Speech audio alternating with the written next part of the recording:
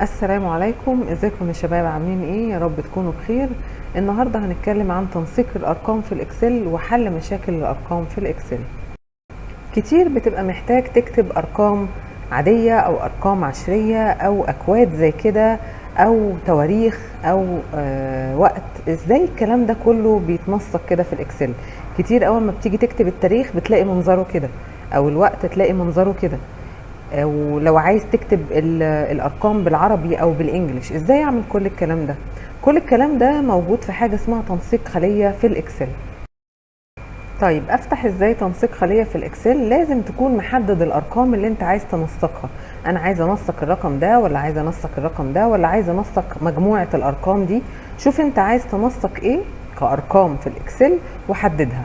بعد كده بتعمل كليك يمين وبعدين تختار فورمات سيل. دي اول طريقة علشان تفتح الفورمات سيل او تنسيق الخلية.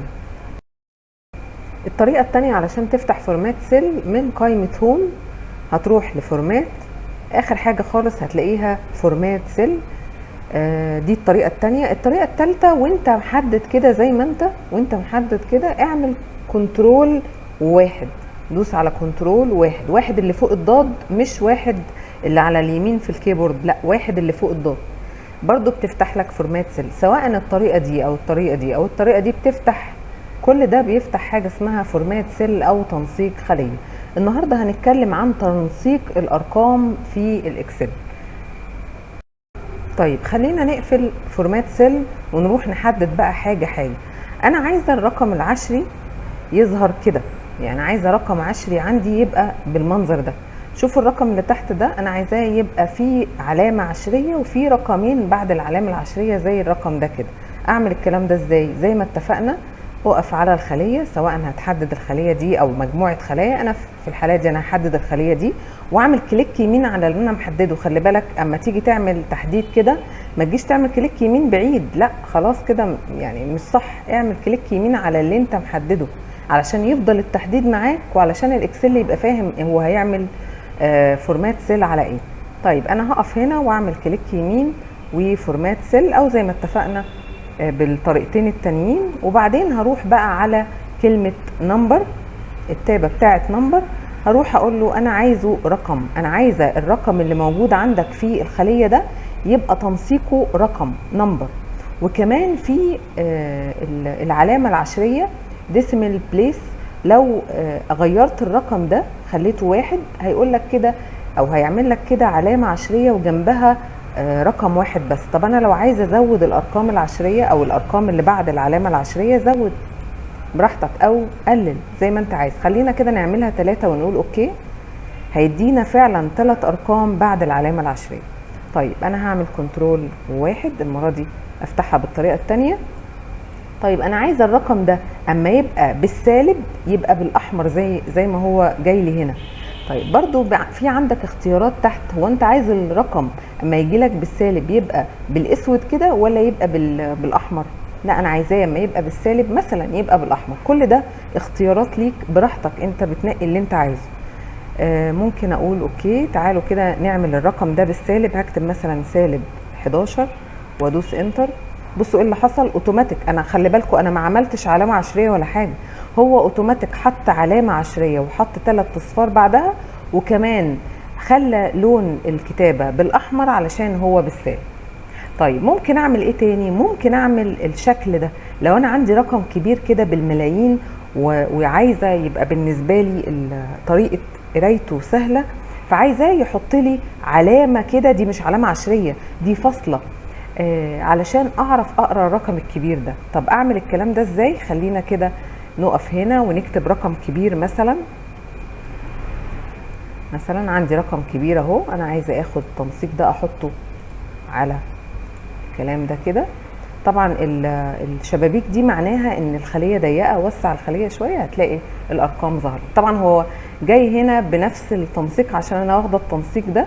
خليني اخد التنسيق ده كده، وعايزه احول بقى الرقم ده يبقى زي الشكل ده كده. اعمل الكلام ده ازاي؟ اعمل كليك يمين برضو وبعدين فورمات سيل وبعدين نمبر، وبعدين في عندك كلمه سيبريتور هنا. حط هنا علامه صح. معنى سيبريتور يعني هعمل لك فواصل ما بين كل 3 ارقام في الاكسل عندك او في الخليه دي. كل 3 ارقام، خلي بالك كل ده رقم صحيح، كل 3 ارقام هحط لك فاصله علشان تعرف تقراه لو رقم كبير. خلينا نشيل العلامه العشريه عشان ما يبقاش الرقم بزياده قوي كبير، وبعدين اقول اوكي. بصوا حط لي علامه او فاصله او سيبريتور كده علشان اعرف اقرا الرقم بسهوله.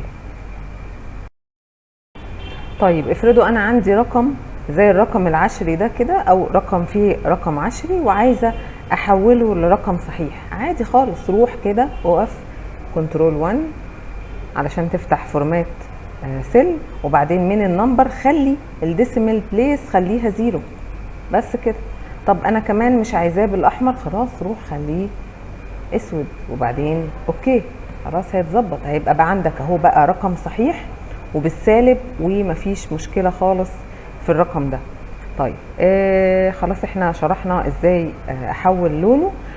تعالوا بقى، ممكن ساعات يطلب منك مثلا تكتب 1 شرطه 1، وفي اكواد بتتعمل كده، يعني في مطلوب منك ان انت مثلا بتعمل كود لموظف او حاجه وشكل الكود منظره عامل كده. بصوا لما بعمل انتر او اروح اي مكان تاني، اللي بيحصل ان الرقم بيتحول لرقم عشري كده والدنيا ما بتبقاش مظبوطه.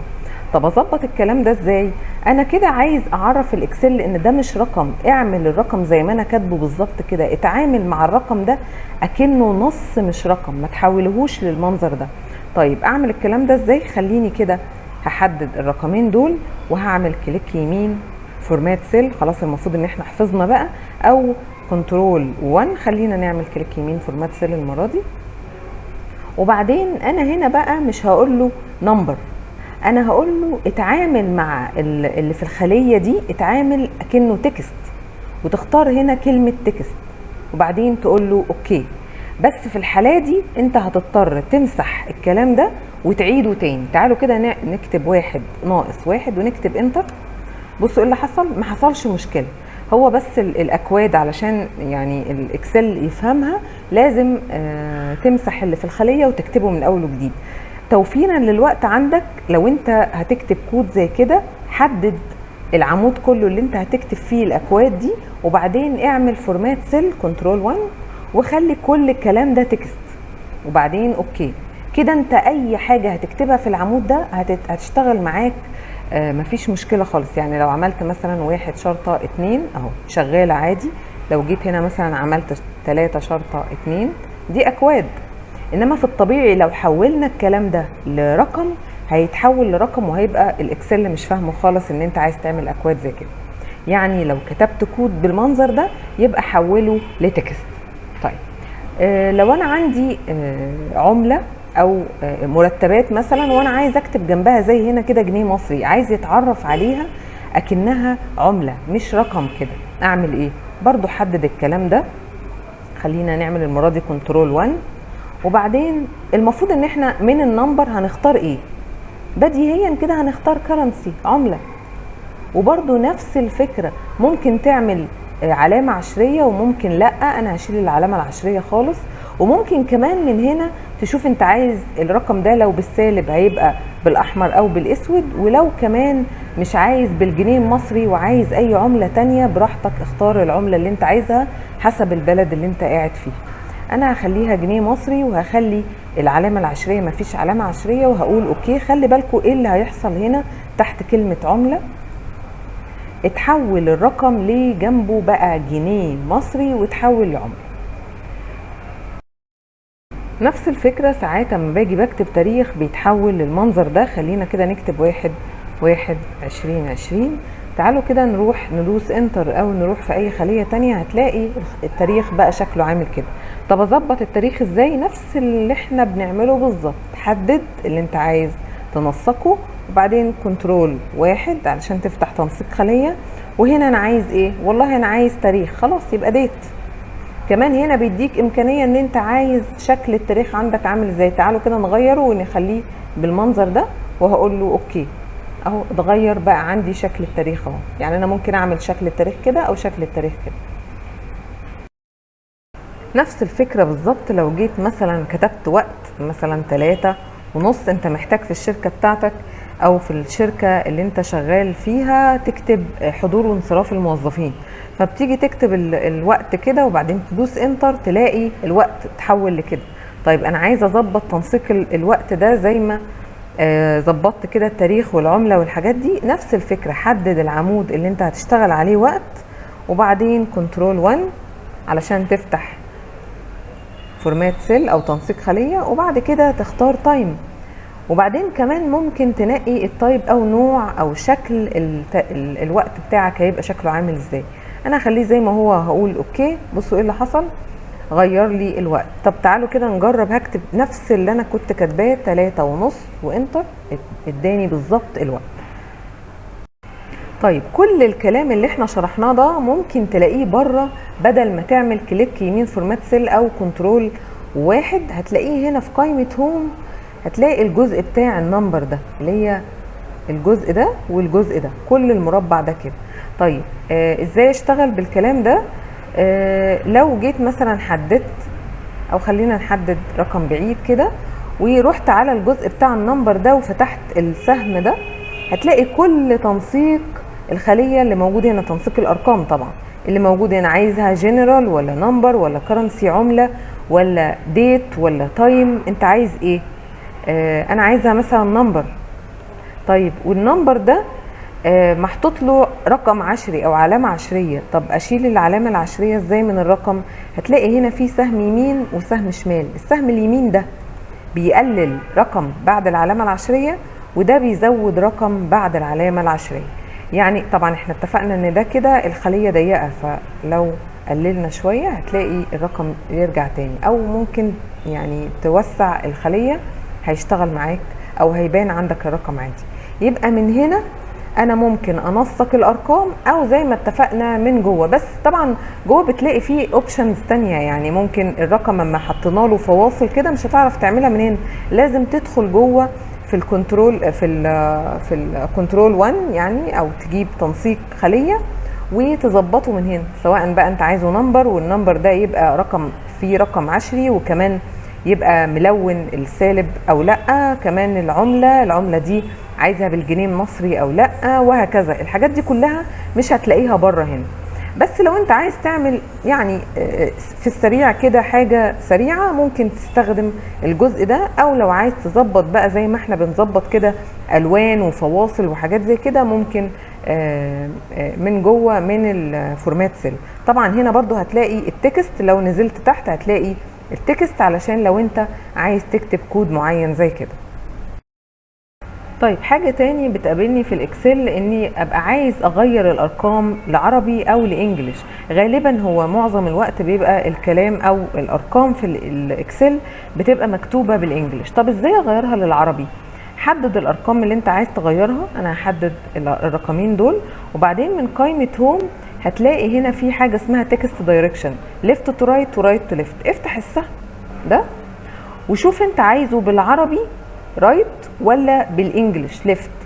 ليفت تو رايت معناها انا هكتب لك صيغه الارقام بالانجلش، رايت تو ليفت انا هكتب لك صيغه الارقام بالعربي. طب تعالوا كده نجرب رايت تو ليفت، هتلاقي الارقام اتحولت عندك للعربي.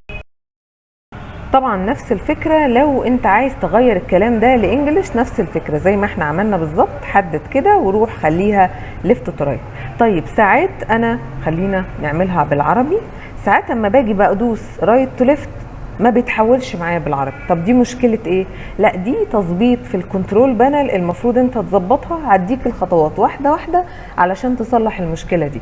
طيب لو رحت وغيرت لغه الارقام للعربي وما تحولتش معاك عربي، هتعمل معايا الخطوات دي واحده واحده. هتروح تفتح كنترول بانل، ومن الكنترول بانل هتدوس على ريجن، هتفتح نافذه صغيره عندك عند الفورمات. افتح السهم ده ونقي Arabic Egypt.